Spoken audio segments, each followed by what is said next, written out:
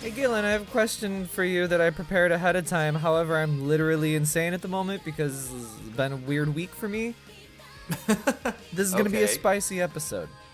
Go ahead and ask your spicy, insane question. Forewarning all of our listeners that this is going to be a bit of a supaishi episode, a karai episode. So if we have any amakuchi mother effers out there, they're going to need to get some yogurt or some gyunyu. Are you hungry or something? No, I'm just falling apart. Oh, poor Oni. Okay, my question. Let's start it off. Okay. If I were a character in Tokyo Mirage Sessions, aka a modern boy in Tokyo, trying to make it in the Japanese entertainment industry, in your opinion, what would I be aspiring to do? I believe that you would be inspiring to be a... You've already said it. The word. Why did you say inspiring? Wait, what? I said, what would I be aspiring to do? Oh, Inspire and aspiring. aspire are different words. They We're are very already different wrong. words. I think you would be aspiring to be an educational TV show host, telling all of the small Japanese children how they are wrong. That was a turn that I wasn't expecting. I thought you were going to say, like, a singer or something like that, but a TV host that crushes sprouting hope in children. Uh-huh. I can relate to that. Yeah, it's fine. And, showcasing that talent, all the Mirages would just be flocking towards you. Now, so this is part 1.b of the question. Next question, what kind of Fire Emblem class would I be? Now, I know you're not too knowledgeable about the Fire Emblem characters because you haven't played one in a while because, the Mage. fakeness. Mage. I'd be a mage? You would be a mage. Okay, what would be my primary element? Would it be fire, wind, ice, Dark. lightning? It Dark. would be dark. Yes. I'd be Nosferatuing. Yes. All over the place. I'd be dark spiking. You would be going up to the small Japanese children and say, "Let me tell you something," and just suck the life from them. I do require sustenance. Okay, so flipping this around, question for you. What would my aspiration be? So right off the bat, I want to say stunt double, but I know that you like to be firmly on the ground, Galen. You're not much of a mover. Not a not mover. I just mean that you're not a jumper and such. I do fancy myself a climber every now and again. That is bullshit. You are so lying to yourself right now and all of our listeners. We're talking about fantasy or video game fantasies, okay? Yeah, all right. But I think that you would actually be... I think you would be a stage performer, one who specializes in singing, but like a live stage in front of an audience, that kind of thing. Yeah, and I was actually leaning towards singing chef. Singing chef? Yeah. Like I have a cooking show and I sing on it.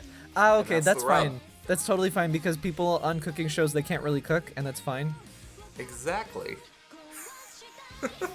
So, okay, Galen, what is your catchphrase for your singing cooking show? What's your Sandra, whatever the hell the white lady's name is, cocktail time kind of hook? It's time to cook it up. And that's the catchphrase. It's short, it's sweet, it's catchy. And it failed after one season. Yeah.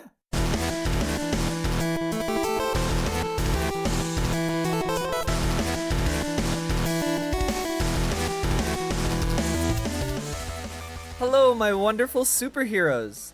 Friends, thank you for joining us today on the Nintendo Everything Podcast, episode 66.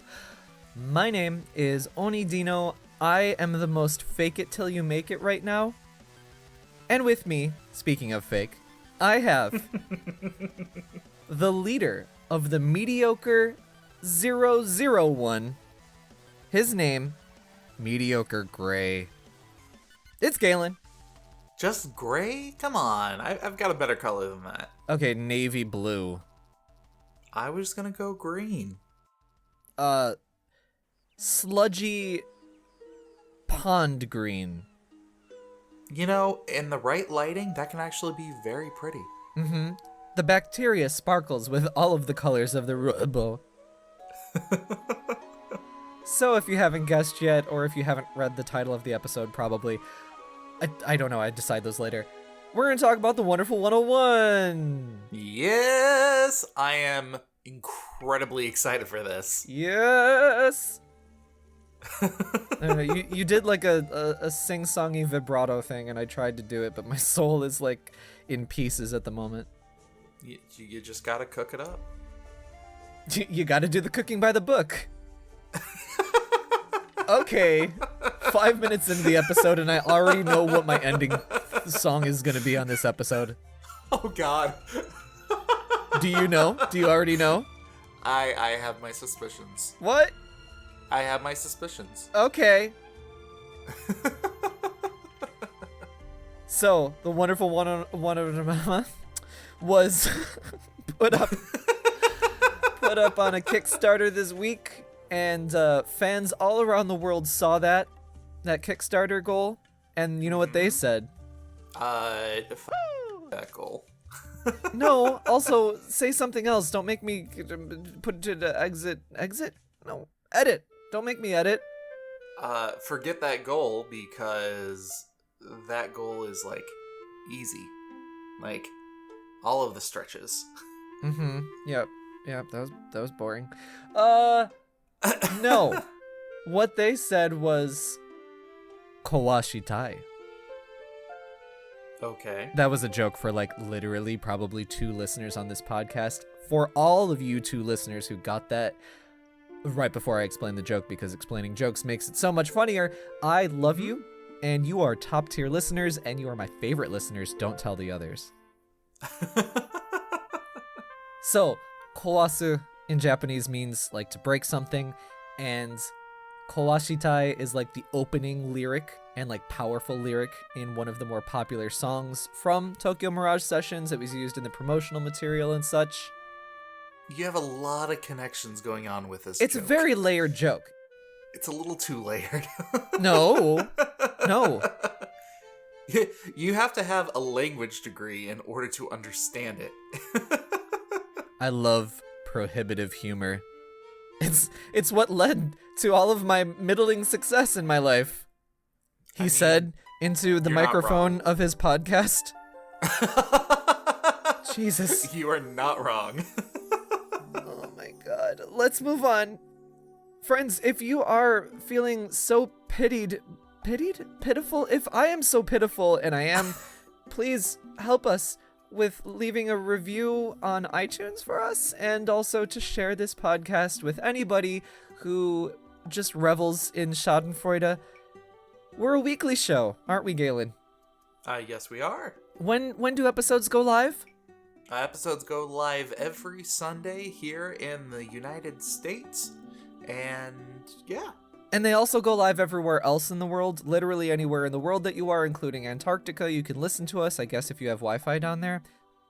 There's GPS satellites and things. Although, honestly, if you are listening to us on GPS Wi-Fi, then you are top tier listeners. Second tier. Top tier is the people that got that Kawashitai joke. We're on all the podcast platforms. Overcast, Stitcher, Spotify, which is the big one these days. iTunes, of course. Google Podcasts. What else do we got? Podtail. Podbean. Like, you could just say pod and whatever. Yeah, kinda. Pod Poopy. We're there. Pod Poopy, actually, our biggest platform. It resonates with our listener base. I believe that. So thank you very much. Please leave us a review. That helps us grow. Please. Thank you. Arigato. Shinjai so majisa. Let's go on to the whatever. Adventure log. Okay, Galen. Yes, Sony? 今週は何のゲームプレイしたんでしょう。Yes, I have been playing several different games on the PlayStation and other consoles. No, that's not what it says. Also, what's our Twitters? My Twitter is Oni Dino. Wait, no. Oni_Dino. Listen. If you haven't checked out of this episode already, I'm really sorry. I've had a bit of a rough week in the last, especially 2 days. Life has undulations, I'll tell you what. It goes up and down, and I thank you for being here. That's all I can really say. Thank you very much. Yes. Send me insults and encouragement on Twitter at Oni_Dino. Galen, you only welcome insults. Where is your Twitter? Send all of your insults my way at true_Mobius. Sorry, no, that's my Instagram. Send me your corrections on how to use the internet at Mobius087, and send nothing but positive comments to Mr. Oni. Thank you. Yeah, I was just about to insult you, but then you said a really nice thing about me. So I'm gonna insult you anyway, Galen. I will take all of the negativity that you need to purge from yourself. Oh, you are just like a vacuum for my negativity. I don't know if you have enough room in your bag. Your vacuum bag. Listen, as long as I am inspiring to everyone, that is the overall goal here. Oh my god, speaking of overall goals, we play video games. Galen, what did you play this week? A little bit of everything. Started up Fallout 4 again on the PS4 for some reason. Played more Dragon's Crown with my wife. And yeah, I mean, I didn't really focus on just one game. I just kind of got in whatever I could, whenever I could, so... Tell me about Fallout 4 right now. Like, why'd you go back to it? What are you doing in it? How are you feeling about it? Well, I've been listening to a lot of Team 4-Star lately. And the Nintendo Everything podcast, like everyone does. Absolutely. But early on in their streaming career, they actually did a playthrough of Fallout 4 back when the game first came out. And I remember when they were first doing this, I actually followed them and thought it was pretty funny. So started rewatching the episodes again and thought to myself, you know what? This game was a lot of fun, and I never actually finished it. So that's what I'm trying to do right now. So are you having fun with it so far? I am. I wish I had more time to kind of sit down and play it more straight through. And again, I know I said this on an earlier episode, but I would love to see this as a remake for the Switch. And I'm pretty sure they can make it work for the Switch. I say hesitantly. My voice gets higher and my head turns more. It goes this way. I'm becoming old. I would really like to just be able to lay down in bed with this game and just play it until I get so tired that it slips out of my hand and falls on my face. Yeah. And we've all been there. Don't tell me you haven't. You know what? It's because the Switch does not have wrist straps. What? No, shut up. Yeah. I have, however, been considering waiting for this game to go on sale so I can try it with mods, because I have never played this game with mods before. Oh, on Steam then? Yes. Ah, okay. Yes. And yes, I know that on consoles you can go ahead and get mods, but from my experience of trying to do mods on games like Skyrim, it's just not necessarily the same on a console. You really want to stick to a PC when you want to go into that expanded world. Plus, it's a lot easier. And cheaper, I hear. Yes, much cheaper. You don't have paid mods, I think? I don't know. That was quite a while ago. It was, a good year and a half or so ago that Bethesda was doing that stuff, and it was, that was a rough one. Yeah, with the Creators Club and everything like that. I don't know if they are still doing paid mods on console. Yeah. I think I tried it once and I saw it was a mix of both paid and free mods, and then tried a couple of free ones and didn't like. It was around that time that I actually stopped playing the game just because I've been playing it so much. wanting to play it again and start over from the beginning, I haven't even touched any mods this go around. But Oh, so you did start over from the beginning? Yes. Oh. So I'm also challenging myself on a little bit of a different play style. What could this mean? I'm actually going more charisma and explosives versus the sneaking and the long range that I usually do. You do not have the capabilities to do either of those things, though. What? Charisma? In a video game. There are numbers that I can make bigger to make things easier for me. Okay, yeah. I understand. Make number, grow big. Big number, large man. Mm-hmm. Now, I know that you've actually played Bethesda games before in the past. When you play through stuff like Skyrim and whatnot, how do you usually play? It depends, for sure. Like, when I played Oblivion, I played as an archer. Mm-hmm. I don't think that the hand-to-hand combat in those games are particularly good, at least, for me, because I find it very disorientating because it's first-person mode and you're just, like, whipping around so much, and you're like, it feels like you're flailing and you're like, I hope this hits. Did it hit? I don't know, because of the way that the game plays, like, it's hard to tell if there was, a hit reaction. Yeah, absolutely. So I don't really like the up close. Uh-huh. I was actually going to ask, do you play in first person or third person? The even in Skyrim where it was more refined, the third person was not great. Yeah. So I always play it in first person. When I played through Skyrim, I played as a sneaky mage. So I would I'd use what are those called? Invisibility powers? I don't remember the name of the spells now. Yep. And then I would get the ultimate magic spells, the ones that seriously look like you're doing a Kamehameha, and I'd basically go invisible, go over where I could line up my shot 3 people, and then I'd cast the whole spell, because when you're casting it, putting the animation together, you don't turn invisible. It has a long wind up time too. It's like a good solid 5-10 seconds. Yeah, but you don't become visible until after it starts firing. So it's great. So then suddenly I fire, and that's when I become visible again. But by that time, everybody's super decimated and burnt to a crisp. What is this Hadoken that is coming at my face? Honestly, they get to the and that's about it. They don't even get to the words. It's more like a Hadoko. No. When I played Skyrim, I went more the rogue route, and although I did complete the side quest for the Mage's Academy, I never got those high-end skills, so I've never actually used that high-end magic before. That makes sense. Also, you mispronounced that word. It's actually rouge. You actually had me think about that for a second. Now who's the tired one? Literally both of us. Yeah. And these jokes.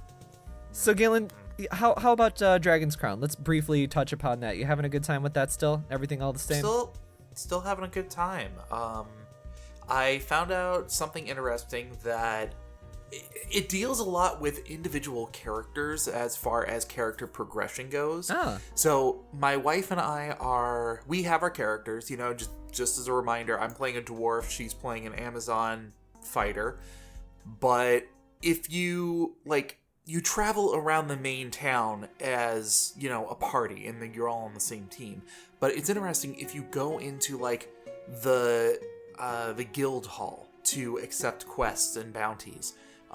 You are only accepting it for your character. Once you are done with your stuff, then the other person has to go ahead and go in, and they have to do their stuff. It's not like a seamless, I'm accepting this quest, it's available for everybody. Ooh, I don't know if I like that. Yeah, it was a little jarring at first, because I accepted it on my character. I thought it was active for both of us, and then we go through, we're starting to level up a little bit, and we beat the quest, and I go cash in the quest, and I'm realizing there's a huge level difference between me and my wife, and we're trying to figure out what's going on. it's split experience, that there should not be this kind of a difference, until we realized that she never completed any of the bounties on her side. So we had to redo the same quests. So are you saying that, like, you go up to NPC A and your character talks to them to accept the quest, then also your wife's character needs to go up to them and talk to them and accept the quest, like, separately, but, like, right next to each other? Mostly, yeah. Oh, that's so bad. What? So when you are traveling around the town, it doesn't actually... It's still in the same 2D format. So it's side-scrolling from left to right. Yeah. You don't actually have NPCs that you talk to while you are traveling there. You have to go up to the buildings, and then a person has to go into that building. And then that person is who you talk to in the building, but it's only for the person who originally went in there. So when you go into the building, you only go in as one character? Correct. And that those are the things that should have been, streamlined for the PS4 re-release. I agree. And that was part of what I was talking about last week about, like, the redundancy of the game itself. It feels like there's a lot of time that you're going around in town and only one person can bring up their menu in the game to change their equipment at a time. It's like little stuff like that just seems very inconvenient. Yeah, I wonder if, like, they would have had to, like, really rework a whole bunch of code in order for it to be, like, two menus can be open at the same time.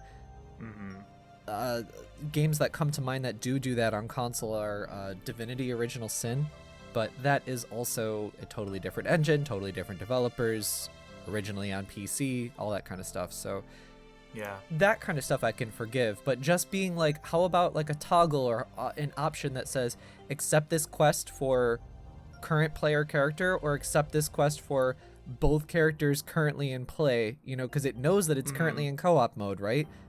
Well, and I feel like there's a little bit of the developers made this as a workaround in making it this way because they really wanted to focus on the whole, hey, your friends can go ahead and jump onto your game. They can bring their own character regardless of whatever progress or progression that they are on. And if you are at a higher level than they are, or vice versa, they're not going to be able to, like, go ahead and accept those same quests if they're not ready for it. So I feel like that's part of the reason they did what they did, but again, it's when you're playing it couch co-op style, it just, again, it turns into it being redundant. Yeah. With that said, though, we're still really enjoying the game. That's good. The combat is, once we're getting to those higher levels, we're starting to understand the combat a little bit more, and it's evolving past just being a simple button masher to, hey, I kind of understand what makes this character unique. So the dwarf, for example, with any of the characters, you can go ahead and throw whatever weapon you're currently holding, which is interesting because there's not a whole lot of long range options here, but then you don't have a weapon and you're fighting hand to hand. Well, the dwarf actually has abilities that you can go ahead and unlock where it increases his hand-to-hand skill, making it that when you throw your axe, well, now you're a brawler and you're not getting that much of a detriment from that. I see. And there's also, in that same vein, other skills that you can increase the damage of thrown weapons. So it's supporting the idea of you wanting to throw stuff and then be a, bare knuckle brawler. You can spec all that, yeah? Yep. As opposed to the Amazon, for example, where she actually has a lot of abilities where she can go into a berserk state if she attacks, I think it's 4 times in a row with no break. Oh, that's fun. Or she gets stronger when she's at lower health. So she's a very high-risk, high-reward kind of character. Nice. And it's really fun to kind of see those differences and see how those differences make a character truly unique and why you would want to level up and replay this game over and over again. I love that. Yeah. So definitely some positives, definitely some negatives, but overall experience is still a lot of fun, and there's that beautiful aesthetic to the game that we are still just absolutely enthralled by. Great. And then what about your last game? What was the other thing you said? I wasn't I mean, listening. those were the two main games that I played the most. I've been playing some, just my regular, like, card games and Schlooters. things like that. Not so much. I did play a little bit of Smash Bros. On Byleth, but not enough to change my opinion much of last time we spoke about it. So, yeah, just overall, just a little bit of versatile gaming wherever I can get it. Yeah, I gotta get some Smashy Smash in. I haven't been touching Byleth. What have you been touching? Oh, a whole bunch of Japanese children. And now you're on some sort of list. I've been playing more Tokyo Mirage Sessions. Shaft tag. Shaft tag? I was trying to say hashtag and sharp, and it turned into shaft tag. I don't even think if you said tag. I think you said dad, so it turned into like shaft dad. How about this? I just say a bunch of vowels, very few consonants, and you guys try and figure out what I'm talking about. That sounds like most of the conversations you and I have. I've been playing Tokyo Mirage Sessions Sharp FE Encore. A difficult title to say. I'm over enunciating my consonants. If only there was an easier way of acronym speaking for it. Oh god. That's such terrible marketing when like, okay, this is weird and it's going so off topic. Do you remember on the Wii U there was that TV app? Yes. It sucked. Yes, I do. And I don't remember even like what its purpose was. You're But- talking about like just making it into a universal remote, right? No, that was actually useful. There was that. Yeah. There was a 'Cause specifically. I use that all the time. Yeah. But there was specifically an app. It was a little red icon on the Wii U, and it went away now because they were like, oh, this sucks. They just like removed it. I don't even think it released in Europe. It was scheduled to release sometime, but then everybody was like, oh, this is bad. This is an alpha of something, so whatever. But anyway, in the marketing, they specifically said something like, the Wii U TV app makes watching TV fun. And I'm like, really? You couldn't draft that sentence a little harder? It's like saying it makes video games fun. It's TV. It's fun already. That they either said fun or they either said easy. It was one of those two like really bad words. Like oh god, that was bad. Anyway, speaking of Wii U, Tokyo Mirage Sessions. It is the game of the decade, the only game you ever need to play. That's impressive because it not only came out last year, but you're saying it in this year. So this is spanning over 2 decades. What? No, Tokyo Mirage Sessions came out in like 2016, I want to say, and then it also came out this year, 2020. So you're wrong on everything. So it came out in 2 separate decades. Oh, yeah, decades, yeah, but you said last year. No, I said decades. Oh, if only we had a recording to see how wrong you are. Yes. And yes, this is where I would replay you saying something stupid like 3 times in a row. You know what? Go ahead and edit that together. That's impressive because it not only came out last year, but came out last year. You're welcome, everyone. Anyway, before I get into more impressions on this, I just want to shout out a YouTube channel that I've recommended a couple of weeks ago called Video Game Storytime. They have a very good video on how this game even got made in the first place, because it really is quite a mystery. Not a mystery, but like quite a unique game, right? Thanks for yawning. And trying to hide it. I did try to hide that. Yes, poorly, bro. So some of the impressions that I have that I want to bring up are just how nice the side stories are in this game. Like, you know, the main story of the game is pretty tried and true. Very kind of by the numbers as far as like the normal tropes that you would fall into for this kind of a setting. Yeah, it's interesting enough. You know, it's not like it's boring or something. But yeah, the real shining moments are with the character-focused side stories, and that's all they are. Like, I just did a side story with Toma, who is one of your earliest party members, and he has this like ongoing character arc where he talks about having a rough childhood, and part of overcoming that has led him to become a stage performer. And he's a stage performer, like a Kamen Rider kind of character. Okay. And for those who don't know, Kamen Rider is like, you know, an action TV show, kind of like a Sentai show, and it's very much aimed at children. He said like he was having a really rough childhood, but then he saw the TV show, God, what was it? Like Daiga, I think is what they call it in Tokyo Mirage Sessions. He said he saw the Raiga TV show, and it just like inspired him, and it gave him hope as a little kid.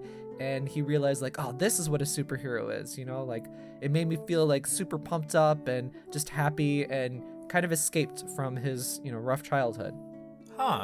So that's what led him to also become a stage performer and give kids hope, encourage kids, blah, blah, blah. And it's an ongoing arc over the course of a couple of different side stories with him. And he sees a direct reflection of this in a kid who comes to his performances just to shit talk him. Okay. And Toma realizes just like how much this kid is like him when Toma was young, and how this kid, you know, just does his criticisms out of insecurity. And it turns out that the kid does have a hard home life and such, like his parents are divorced, that kind of thing. Yeah. And it's just like this little bespoke story arc that has nothing to do with the main story about interdimensional demons and saving the world and crazy stuff like that. It's just a character-driven moment and a relatable situation in real life that, you know, it kind of shows like how that coming of age arc can intertwine into the entertainment industry, and just how people have those different moments in their lifetimes.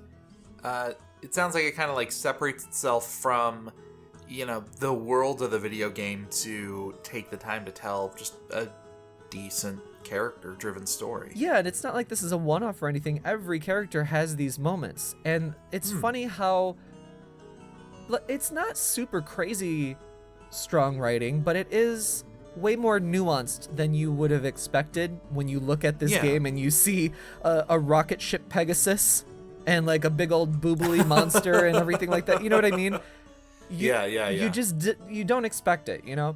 Kind of similar with like Fire Emblem 3 houses. You don't expect, and I specifically intended to say houses, not heroes that time. You don't expect all the like really nuanced writing that comes with all of the characters in 3 houses. But I think that if you enjoy some of the bespoke writing in 3 houses or something like that, do check out this game, because the overarching story is whatever and fine, but these little moments, you know, you really grow to really appreciate these characters. From what you have played so far, would you say that there is a particular character or story arc that has either connected with you more than some of the others, or you found particularly fascinating? Yeah, you know, I will have them, just because I've already beaten this game on Wii U, but replaying it on the Switch is reminding me of so many things. So I'll have a better answer to that later. I think, from what I can tell, the main 2 characters, Itsuki and Tsubasa, are not as well written. They're definitely more tropey than any of the other characters. So I wouldn't say it's either of them. I'll have to see. I'll get back to you. All right. I'm looking forward to hearing about it. I do wish, though, that like the Mirages, which are the Fire Emblem characters in the game, I wish they were a little more involved in this storytelling, though. How so? Well, I get that this game is about the original characters in it, but, well, I don't know. I was trying to workshop this a little bit in my brain just before we started recording. The nature of the Fire Emblem characters in this game is that they've forgotten their memories, and they came from this like alternate dimension, and they're, you know, weird, screwed up versions of their actual Fire Emblem selves, right? Yeah. I don't know how it would really work, but perhaps there could be like a late game quest for each character that unlocks some critical memories of the Fire Emblem Mirage character, and maybe the quest before have been breadcrumbing that up until the very end, and then, this could just strengthen the writing of the bond between the human character and his or her Mirage character, Okay. But I wish it were a little bit more prevalent. So let me ask you this. Full objective honesty. How integral are the Fire Emblem characters to the story and the flow of this game?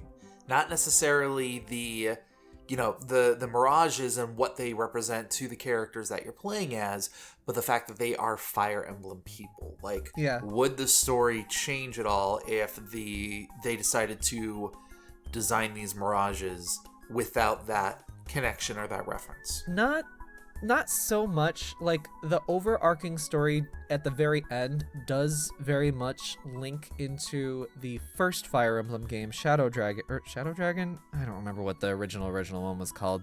The DS remake was called Shadow Dragon or something like that. Anyway, it does link into that. Okay. But, I mean, that could easily just be rewritten as the main story of Mario or the main story of Zelda or something. It's not, like, super integral, So it's a very base level Fire Emblem integration, I would say. So that's why I wish it were stronger. Yeah. But at the same time, looking at the positive of that, you don't need to know Fire Emblem to play this game. And I enjoyed the references because I had like a base level knowledge of Awakening and Shadow Dragon when I first played this game back in 2016 or whatever. And I understood like some of the little nods when I think it was maybe Sita who said something like, oh, I really like the relationship between Itsuki and Tsubasa. It reminds me of something. And she's like referring to her and Marth or something like that. I already got that because I had such a base level understanding. So it didn't require anything super in depth. Okay. And then I know that Kain has a brother. Probably his name is Abel or something like that because that comes from the Christian mythology, and he refers to something about a brother or something about a brothership or something at one point. It's like, oh, okay. So just little nods like that are Fire Emblem specific, but very basic. Gotcha. When you said the storyline could have been rewritten with like Mario characters, I'm now imagining like a Bowsette Mirage. Oh yes, believe me, there are basically this is Tokyo Mirage Sessions Sharp FE Bowsette edition, because that's what Atlas designers that do the Shin Megami Tensei games, that's what they basically do. They're like, okay, there's this character, but how can we make it more Bowsette-like? But they're the originators. Look at the personas and look at the demons in Shin Megami Tensei. They're freaky. I love it. Spook me, fam. Anyway, having a great time with it. This game's great. Awesome. If you like live action stage performances, the feeling you get from that, or like Power Rangers or Sailor Moon, those kinds of spectacles, you'll like this game. Check it out. Oh, and by the way, I just played through the censorship chapter, chapter 2. Okay. And I seriously I've been playing the game in Japanese, and I watched a YouTube gameplay let's play thing of the original Wii U Japanese version and compared the two, and there really isn't a whole lot changed. It's just basically they talk about models in this new version as opposed to gravure models. And actually the writing is a little bit better in the newer version, just because Really? a little bit, just a little bit, if nothing else.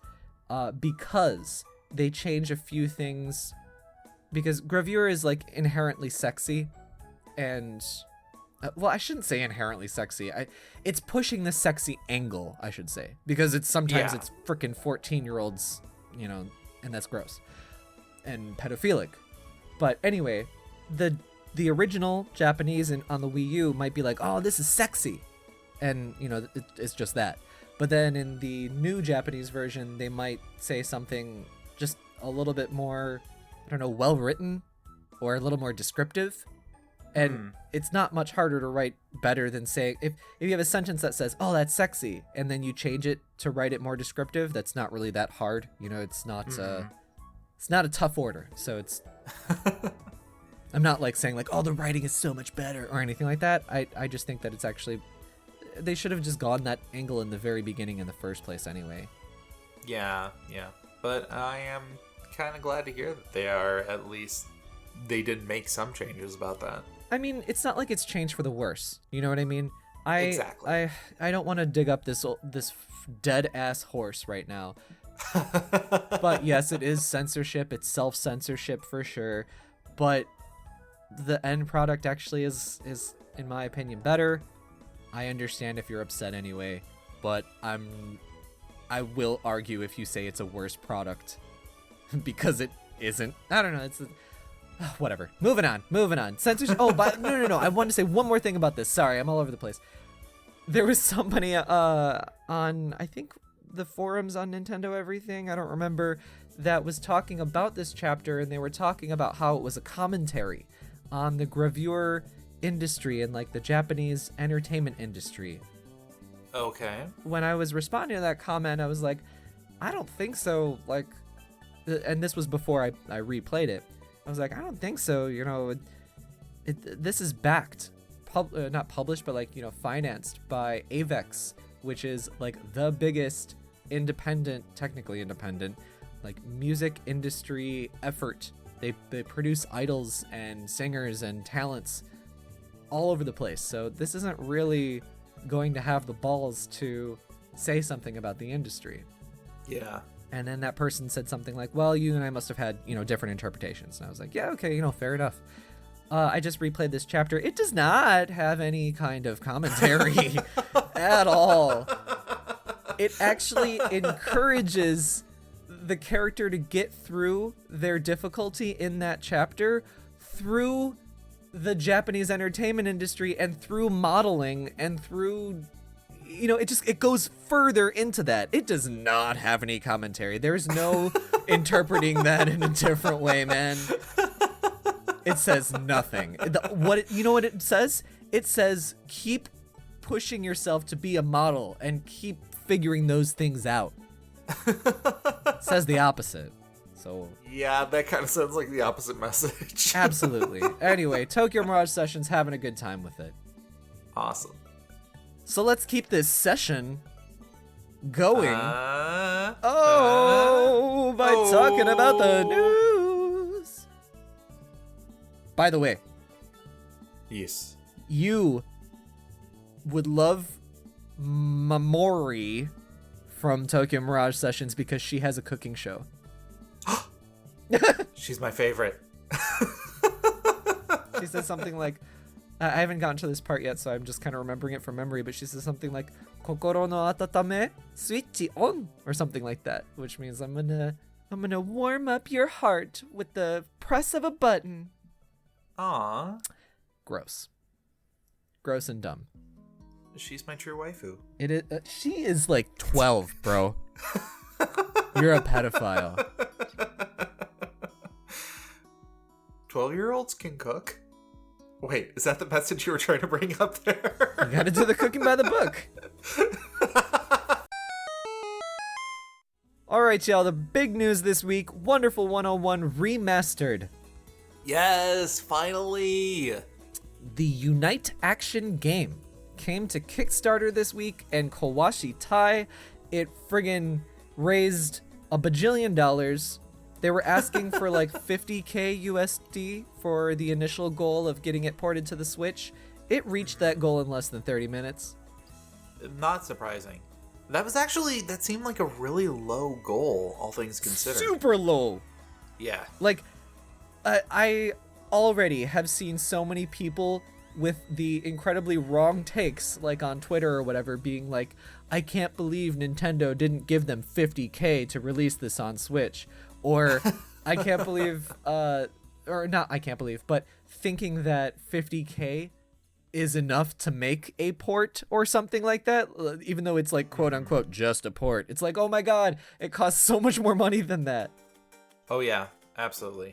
50K will, and this doesn't have like a regular development cycle, but still 50K is 1 year's salary for a very qualified debugger or something like that. Yeah. You know what I mean? Like that is not enough to make an entire port with an entire team, even a small team, and go through fees and licensing, production, marketing. Oh my god. Yeah. Well, and we also kind of saw this with actually one of the other additional DLCs that I did way early on when we started doing the show. The Critical Role one. They set up this goal of, hey, we want, $75,000 to put together a couple of animated TV shows for our, D&D game that's really popular. And broke all these records, but by like surpassing it by millions and millions of dollars. The big thing was they were putting most of their own money into this to begin with. Like, this was just to help kind of push on those final bits. Yeah, and Kickstarter can be, even though it is a monetary thing, it can actually be more about marketing. Yeah. Like the end game of that, the bigger win can be the marketing exposure that it gives you. Oh, absolutely. Well, and especially because now you can say, hey, look at how many people wanted this game. We only asked for this much. We got over, 6 times that amount. Yeah, that definitely has a lot of pulls, especially to investors and people to bring in more funds to continue on this game. Yeah, because like people are basically like standing around waiting to give money to something, and they're like, I don't know about that, I don't know about that. But then like if it's a successful Kickstarter, then that's like, hey, people believe in us, and then they'll be like, yeah, okay, here's my money. It's so funny. It's just public perception. That's really all it is. It's a social science. Mm-hmm. And I'm going to correct myself. Originally, they asked for 49,337 USD. Currently, they are up to $1,424,835. Oh, are you talking about Wonderful 101? Yeah, I'm talking about Wonderful 101. Yeah. That is currently 28 times their original asking. Yeah. It's nuts, right? So, yeah. The game is confirmed to come to Switch, PS4, and Steam. Yes. And we also heard that Platinum Games are targeting 1080p and 60 frames a second on Switch. I'm very happy to hear this. Yeah, so you mentioned a couple of times recently and last year about like, oh, I want Wonderful 101 to come to Switch. Absolutely. Like, this game was absolutely fantastic, and I'm glad that I wasn't the only one who thought as much. And so here we go with the full disclosure. Every time you mentioned that, I was like, oh yeah, Moving on. You knew? Of course. So I partnered with Platinum Games last year to talk about this and to promote the game, and we did some interviews with them quite a while ago last year to do some exclusive content, some interviews and such. We will be having even more content on our website, nintendoeverything.com. So do stay tuned for that. It's going to be coming out very soon. I'm not exactly sure when, because our owner and big boss himself, Brian, he handles all of the scheduling, post-scheduling. So that'll be coming very soon. But we talked about a whole bunch of details way back then, and it was so nuts when, I think they reached out to us, if I recall correctly. They were like, oh, okay, we want to meet with you because we have a project to talk to you about. And I was like, oh, okay, cool. And I'm like trying to figure out like, because you want to prepare for an interview, you want to prepare stuff to ask them, right? Like, what the hell could this be? And they mentioned like, oh, okay, it's going to be wonderful or something. They dropped that word. And I was like, what? Like, this doesn't make any sense. Like, nothing was lining up. And then they told us that, we're going to be doing a crowdfunding for, what is this game? Wonderful 101. Oh my god. Shut up.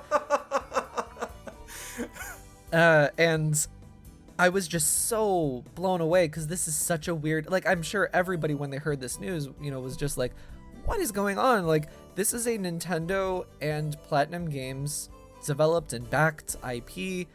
It's going to a Kickstarter and it's going multi-plat. Like, this is unheard of, right? Yeah. We had lots of questions to ask them. I was certainly floored on the spot hearing this weird news. Kamiya-sama and Inaba-sama from Platinum Games graciously made time in their schedule to meet with me, answer all of my questions, and that was quite an interesting meeting. Like, going back a little bit when you were talking about coming out as a multi-platform thing. Yeah.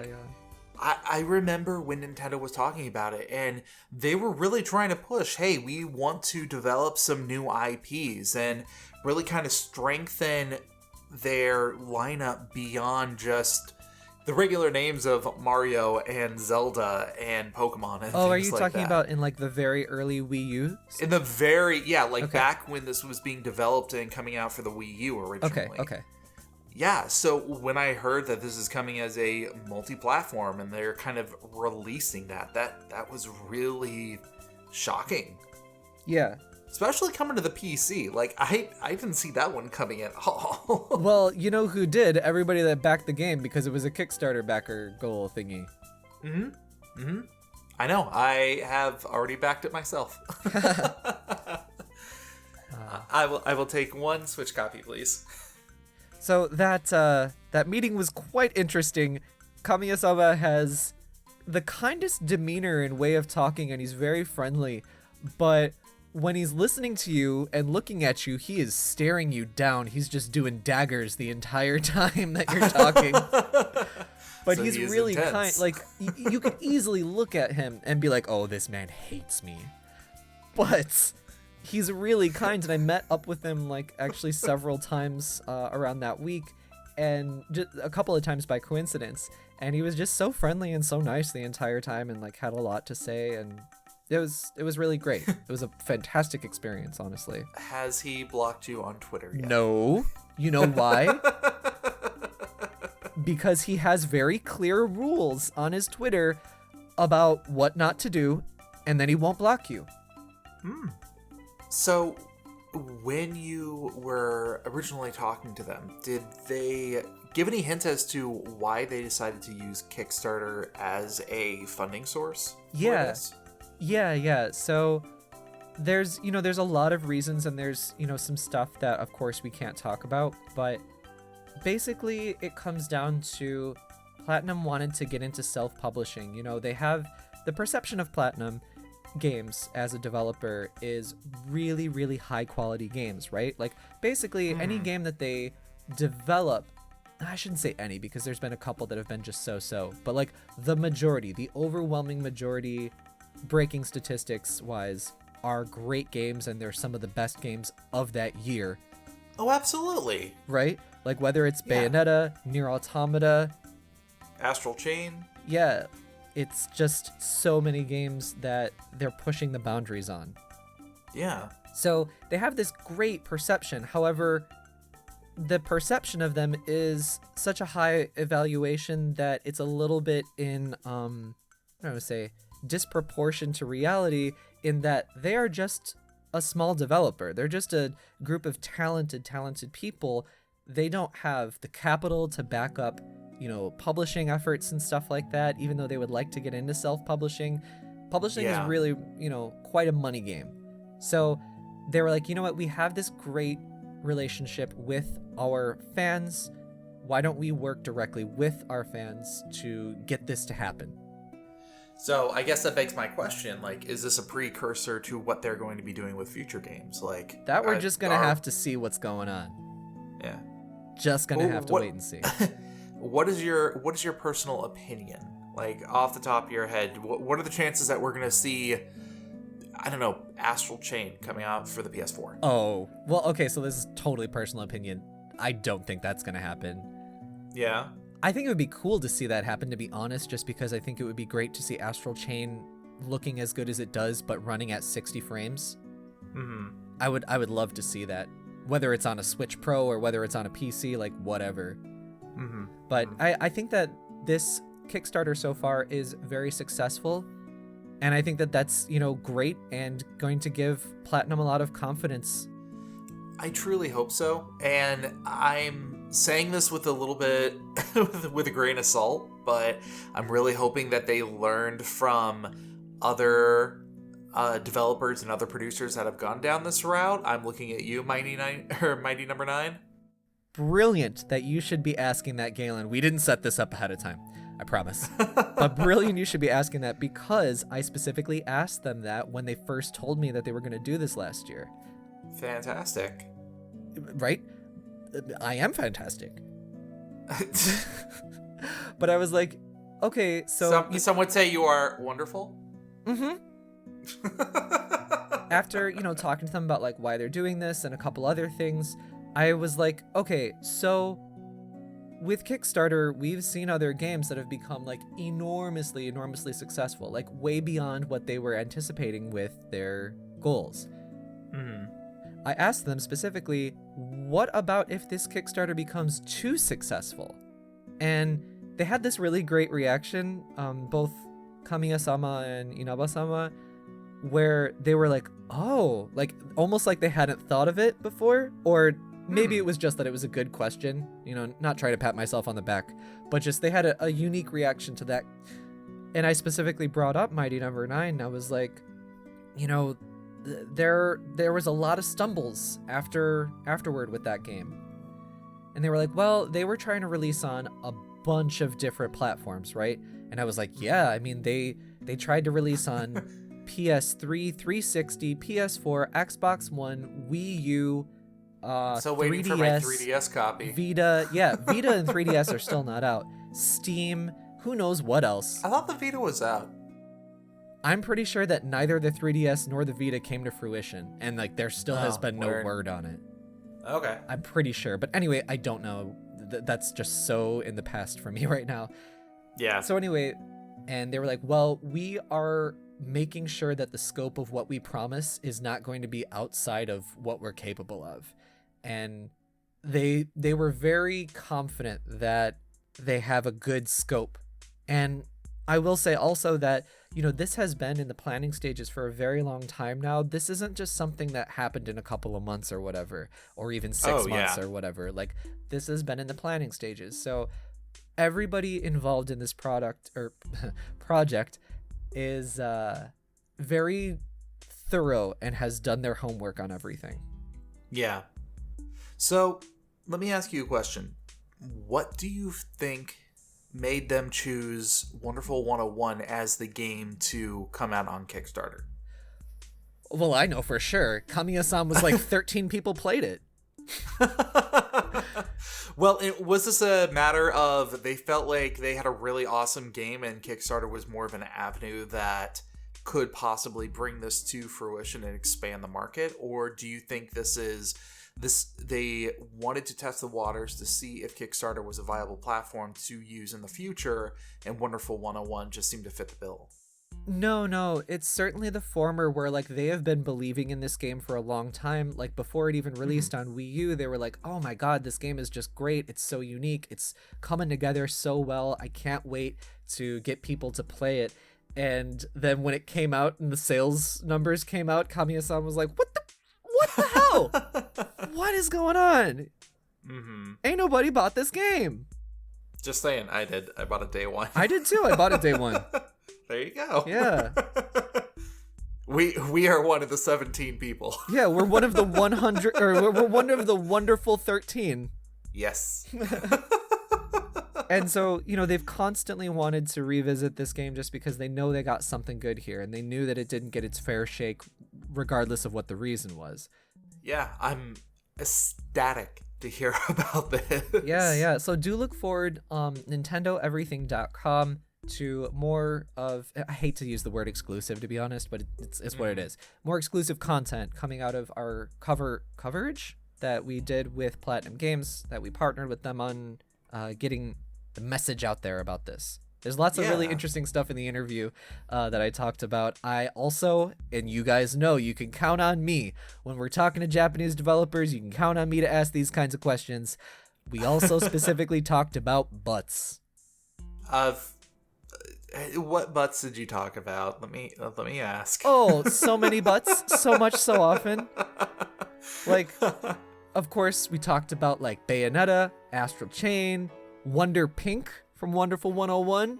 Mm-hmm. They revealed, not revealed, whatever, fine, revealed. I'm just, exclusive, revealed, blah. I hate the internet. Whose butt did they reveal? Oh, no. They talked about some interesting development stories back in the Wii U days of Wonderful 101. So just look forward to that interview. It's going to be great. Fun. I wish that they would add another character, though, or like enhance one of the man butts in the Wonderful 101. I didn't ask them about that. I was like, you know what? Can't push it too far. Just got to ask about the current butts. But I really do wish that they would, you know, maybe Wonder Blue. You can get a little more juicy, I think. Well, Fits his character. I do want to point out that they are giving some characters a little bit more attention. Like one of the stretch goals, if they hit 1.5 million, which they're not that far away from. It'll happen before the end of the day. Yeah. They're given Luca's first mission, which is a brand new 2D side-scrolling adventure. Right. I would love to see some them just put a little bit of like new content just to almost as like a thank you. Yeah. I asked them about that too, and they said, you know, the game already has a ton of content. It was probably the biggest game that Kamiya-sama had done by that time. So he's like, you know, we're not trying to suddenly, you know, put 2 games into one right now. Like that wouldn't be smart. That'd be outside of the scope of this, right? But yeah, my perception here with that being the goal at $1.5 million is that they're not going to be just doing goal after goal after goal of DLC missions. So it's going to be a few of them. So it'll be interesting to see, and I'm glad that they are being realistic about their goals. I really want to see a successful ass Kickstarter just nail it. You know what I mean? Like, we've seen so many stumbles with so many successful Kickstarters that I want people to believe in this project, just because I've seen behind the curtain. I have seen the incredible hard work and careful attention that everybody has for this project. Also, I specifically said we need a Kickstarter goal that is about enhancing the butts. We need it. I need to have a mode where, like, you know, I switch the toggle on, and then I play as Wonder Blue, and then I'm like, damn, Wonder Blue, like, what you doing out here with all this ass? We could just call it the applause mode, because you're just clapping all the time now. Yeah. So, random question with this whole new attention and everything on Wonderful 101. Do you think this is going to increase the chances of us getting someone like Wonder Red in Smash Bros? Oh, that would be so awesome. I really hope so. People have talked about that for a while, right? I really hope so. I've talked about it before. Yeah.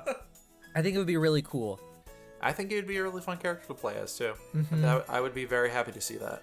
Because there's so many different things that they can do with, like, the specials and stuff. Oh, yeah, absolutely. You can do the Unite Gun, Unite Sword, Unite Bomb, plus, like, so much stuff. You know that you've got all the costumes already set up because you've got all of your colors right there. Oh, you mean, like, it's not just a palette swap, it's an actual character switch? I mean, maybe. I meant it as like a palette swap, but yeah, that works too. Well, I guess I'm more creative than you. You know what? You brought us this wonderful information, so we'll give you this one.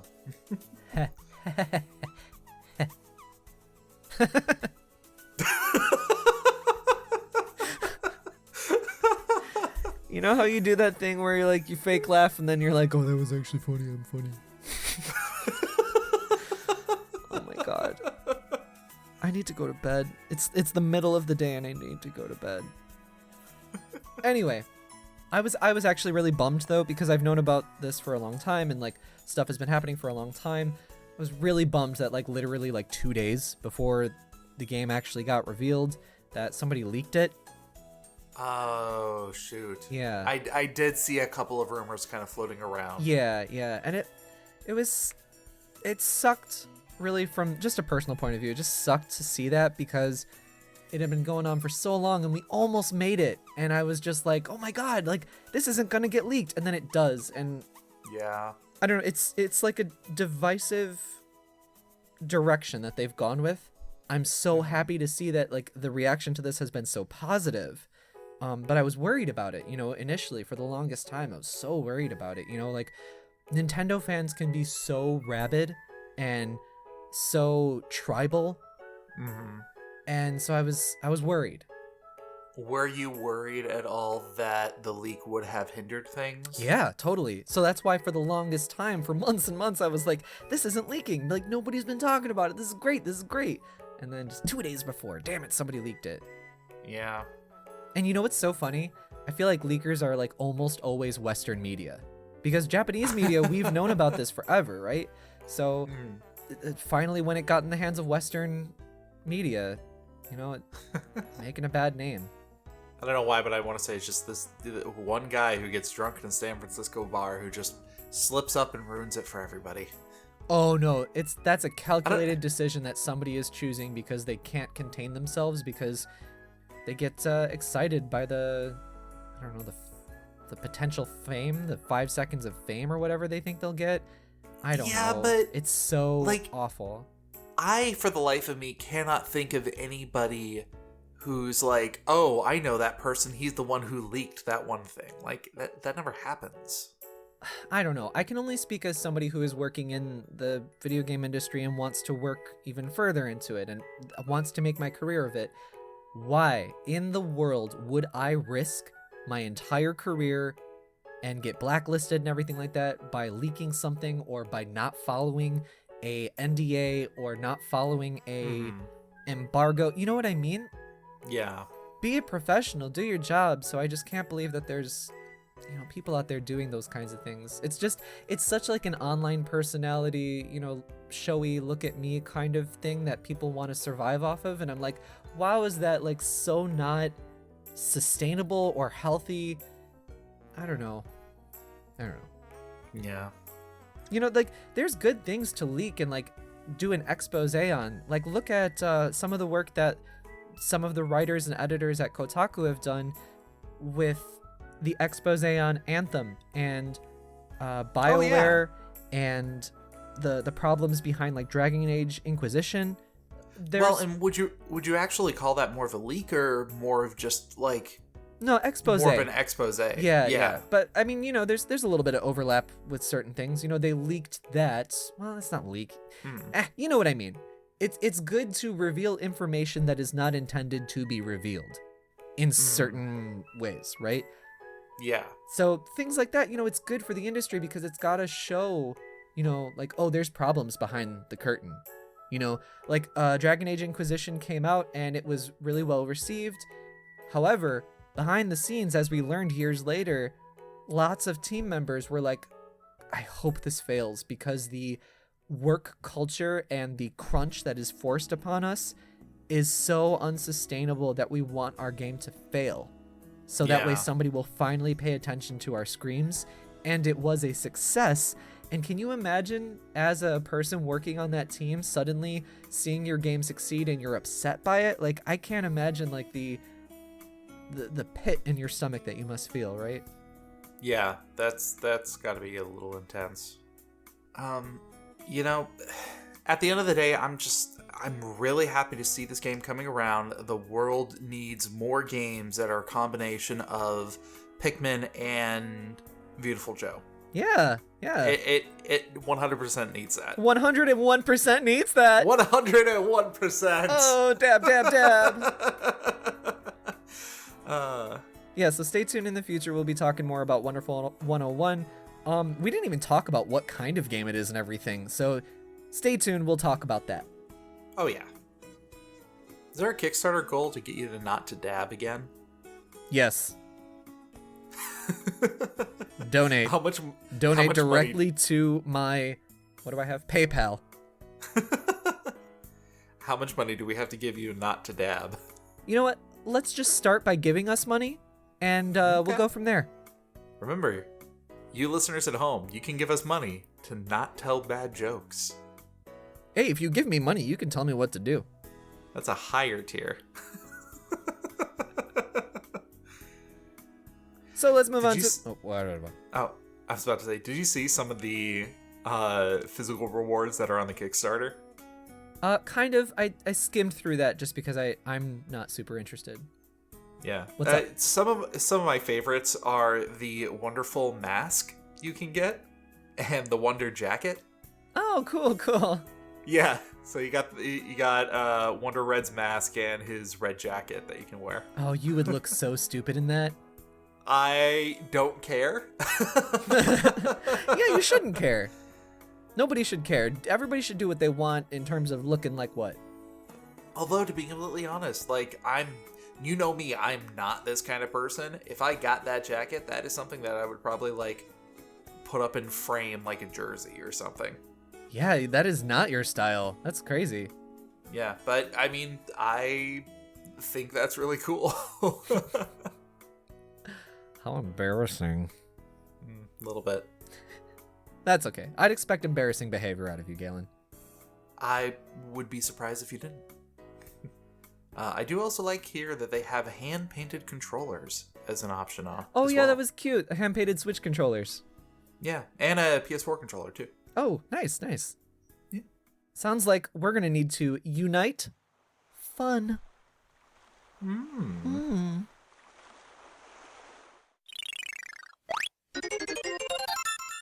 So let's talk about DL, sir. Deal, sir. Galen, Yes.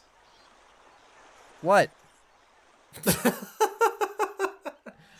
This week I have kind of a more casual suggestion. It's a D&D one, so you guys know that I am very prolific when it comes to recommending this kind of thing. You're on brand.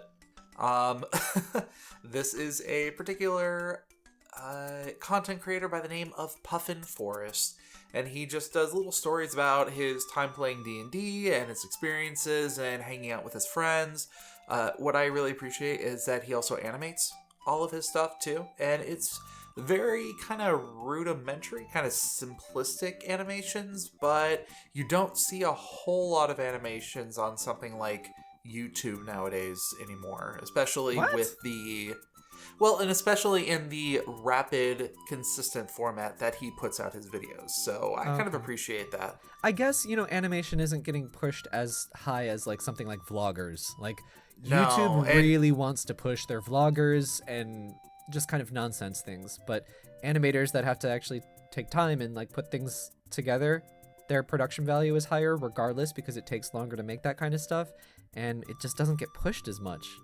Well, and that's the thing. Like, for the past, 4 years or so, animators have been finding it really hard to put their content out on YouTube because of the way that the algorithm has actually been working. And it's only recently that we've been starting to kind of see a change in that trend.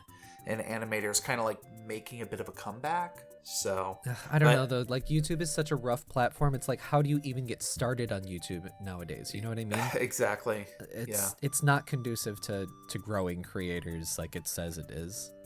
Mm-hmm. Anyway, sorry, please, puffin, puff. You know what? He's a casual listen to if you appreciate tabletop gaming. He does more than just D&D stuff. Like, I really like his Call of Cthulhu stories as well. Yeah, he's a lot of fun, and if you're into that kind of thing, I definitely recommend giving him a listen to. Nice.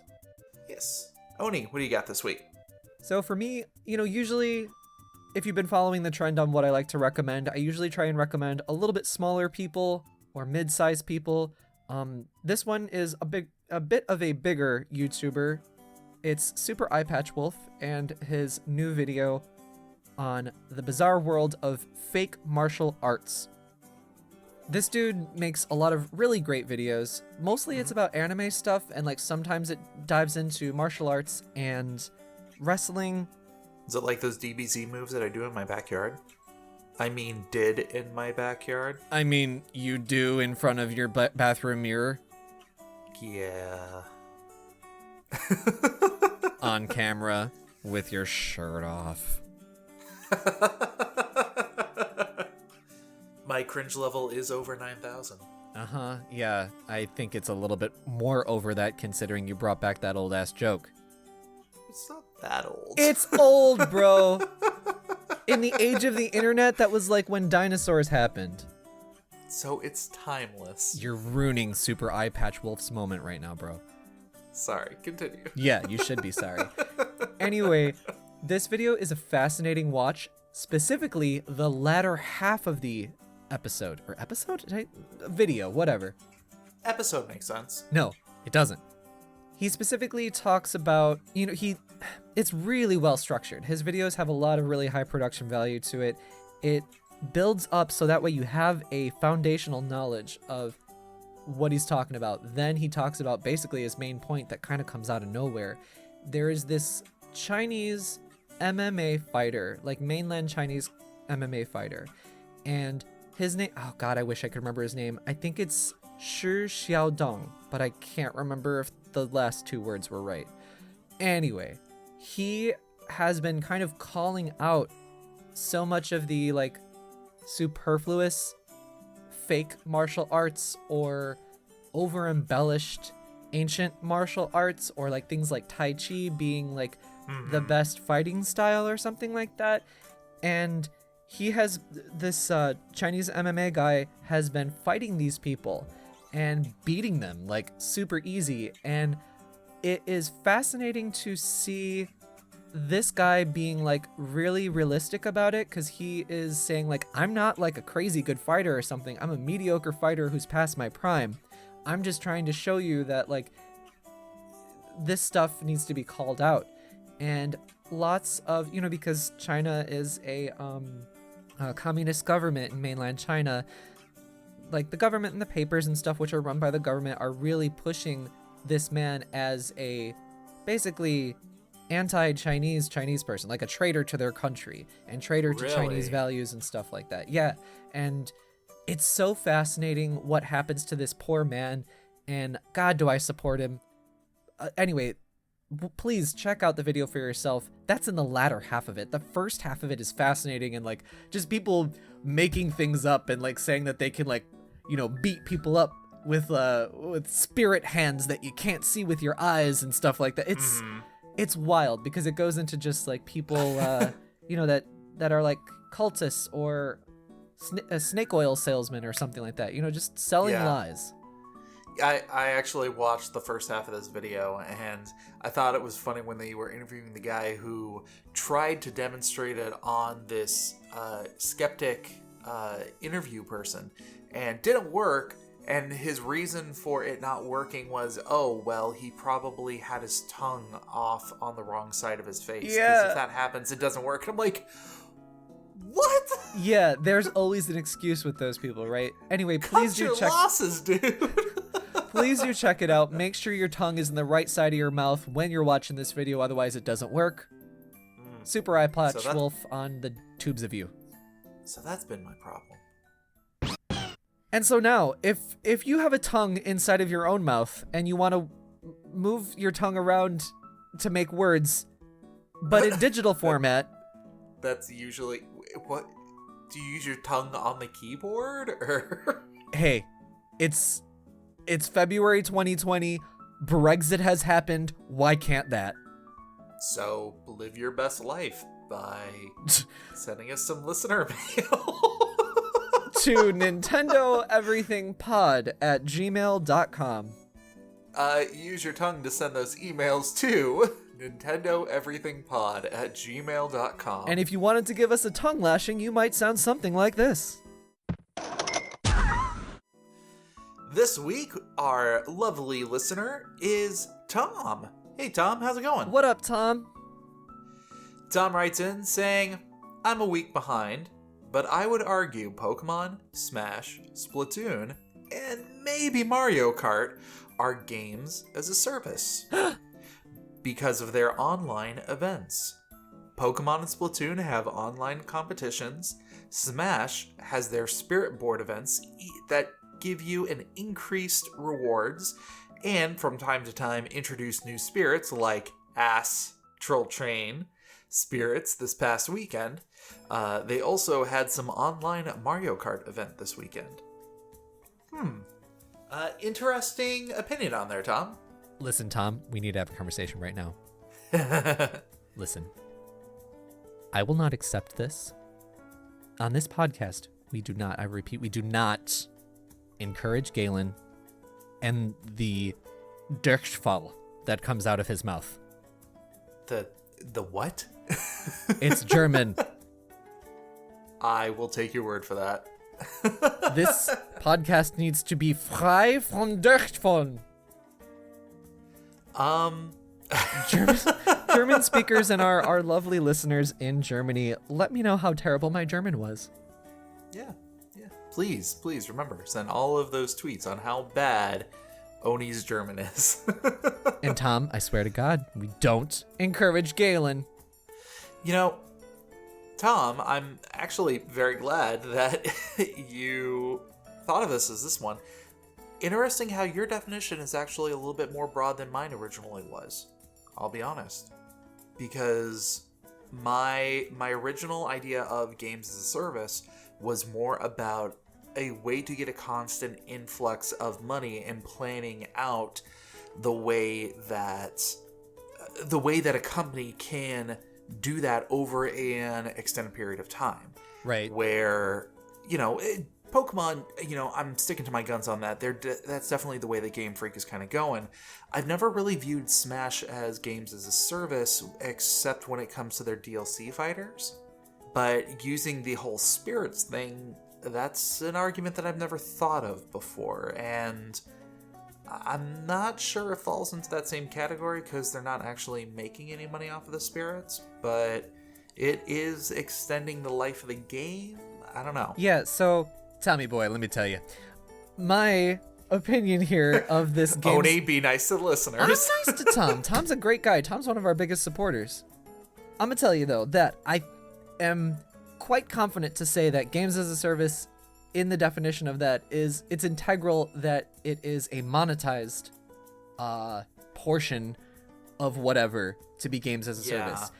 I totally understand what you're saying, but I disagree with it just in that all of the things that you're mentioning, because they don't generate revenue in the immediate sense, that makes it disqualified from being games as a service. If they were doing exactly as they are doing now, however, they were doing microtransactions or something like that to pair with the online events and the stuff to keep the game relevant and keep players playing and engaged, then I would say, oh yeah, super games as a service. Yeah. And that's what gets me a little concerned, because it's good to have these kinds of optional online events and whatever spirit board nonsense, increased rewards, all that junk, because it keeps people playing, and it's good to offer lots of content to keep your people coming back to your game. However, you could so easily roll a little makizushi of 99 cents here, 99 cents there into all of this stuff, and then it immediately becomes the most disgusting thing ever, and I literally just go back to Super Nintendo. Yeah, and I definitely agree with you that it's that monetization where it starts to feel gross, and the idea of games as a service starts to become like a negative connotation. But, Tom, I'm really glad that you wrote in and told us about your opinions on that. Absolutely. Tom is always commenting, always writing in. You're the number two Tom in my life. Number one is Mr. Farley.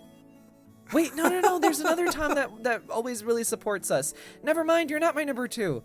All of you are my number two. No one can beat Mr. Farley. And then there's all the Toms that listen that have not yet written into us yet, that we don't know about yet. If you're a Tom, write into us. Oh my God, I need to know. What if one of those Toms is the one who understood your joke from the beginning of the show? Sugoi! Tom Sugoi! Would that be your number one Tom? No, because posthumously, Mr. Farley can't fall down into spot 2. But would that make this and all the other Toms your number 3 Tom? And that one Tom who got your joke, your number 2? and Mr. Farley number 1. You're doing a lot of math and it's hurting my head. Okay. There's too many numbers. What if we have a collaboration No, thing? shut So up let's now. get into fractions. No, stop talking. Tom, thank you very much for writing in, but remember, you're on thin ice here because we don't encourage Galen on this podcast. Tom, I respect what you're doing, and I love the fact that you wrote in. Do you hear the Please strength do it in his more. voice? I've never heard this before. Look what you've done. So what's coming up? What's coming out? Wait, no. No, you had it right. If you're a Tom, I want to hear from you. Or if your name is Mott, I want to hear from you as well. Write into us at nintendoeverythingpod@gmail.com. All of you Toms, send those emails to nintendoeverythingpod@gmail.com. It is not a requirement to be named Tom. Yes. But it is a requirement that you use your tongue. Ugh. You made it weird just now. So what's coming up? What's coming out on nintendoeverything.com? We got so much more exclusive content from... Sorry. I hate the word exclusive. On Wonderful 101, we got the interview, we got some excerpts, we got some more info. We got info about like their early designs, their early meetings with Nintendo on Wonderful 101, Kamiya-sama's direct mouth words on that I translated. So check that out, coming out very soon on nintendoeverything.com. Stay connected to us on the Twitter, that is at nineverything, and also the youtube.com/nineverything. Oh, speaking of which, I went to the Kirby Cafe here in Tokyo last night, and I got lots of wonderful videos that I'm gonna be putting up. Well, I don't know. I should probably talk to Brian about this first. I'm sure he will accept it, but I'll leave this in. That's fine. I'm gonna put together a collage and put together a little short video, and with Brian's permission, I will put it up on our YouTube after it's nicely edited, and a bunch of pictures and whatnot of the visit to the Kirby Cafe. Big old PSA to any of you lovely folks who are going to come to Tokyo for a visit sometime this year. If you want to go to the Kirby Cafe, you must get a reservation. There is no day of, there is no month of. Like, you have to be on top of those reservations immediately on the Kirby website. Did you eat a Kirby? I did. I super did. I delicious? got videos of it. Ah, yes. The pupil has become the master as I ate the Kirby. Tell me about your Kirby-vor stories on my Twitter. That's at Oni_Dino. So, hang on, I gotta ask now. No, don't ask any questions in regarding that. If Kirby eats you, he gets a power. You ate a Kirby, did you get a power? I got the power of kawaii. I don't think you pressed down on that yet. Hey. F*** you. Definitely no, you didn't make a friend from it, so. Well, you have to throw a heart at somebody to make them a friend. You would know. You know why? Why? Because you've been waiting for me to throw a heart at you. Oh, reversal, dab. Oh, yeah, still haven't hit that stretch goal. Donate to my keep that from happening. PayPal, dab. Galen, where can people throw a heart at you? If you would like to throw hearts at me, you can do so on Twitter at Mobius087. And if you want to see what I have been throwing my heart into, you can see stuff on Instagram. That Instagram is true_Mobius. I also have an Instagram that's Oni__Dino. Been putting up some food on there, been eating some good food. Can you do a UFO Kirby? Yeah, he has that power. Well, like, instead of like UFO chicken, but you do UFO Kirby. No, Kirby has that power. Oh, okay. I love Kirby so much. Do you still have that little Kirby cable bite thing? I have literally every Kirby item I've ever acquired. And yes, I do have that little Kirby cable bite that you and your wife bought for me. It's on my Switch. Amazing. So stay tuned for us next week. Give us a rating on the iTunes and the Spotify and the sharing and stuff. Thank you very much. Thank you very much for putting up with our whatever this is. And Galen, what's your life advice this week? My life advice is, you know what? Don't be afraid to take a nap. You're not really losing out on any time or anything like that. Sometimes you need to just slow down, decompress, put things into perspective. That's really wonderful. Thank you. That's lovely, actually. Now, how about this terrible song to ruin your day and probably be way too loud? That's wonderful. For everything, Nintendo. Stay tuned to Nintendo Everything. You gotta do the cooking by the book. I want a cake. It's a piece of cake to bake a pretty cake. If the way is hazy, you gotta do the cooking by the book. You know you can't be lazy. Never use a messy recipe. The cake will end up crazy. If you do the cooking by the book, then you'll have a...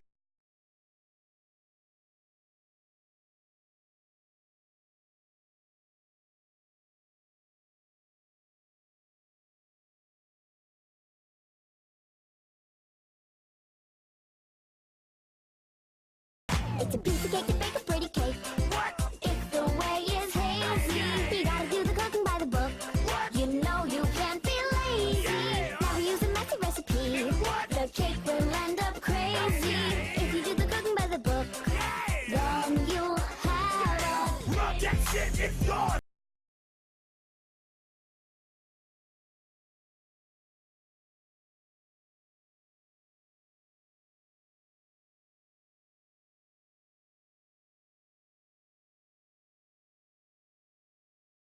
Gotta do the cooking by the book.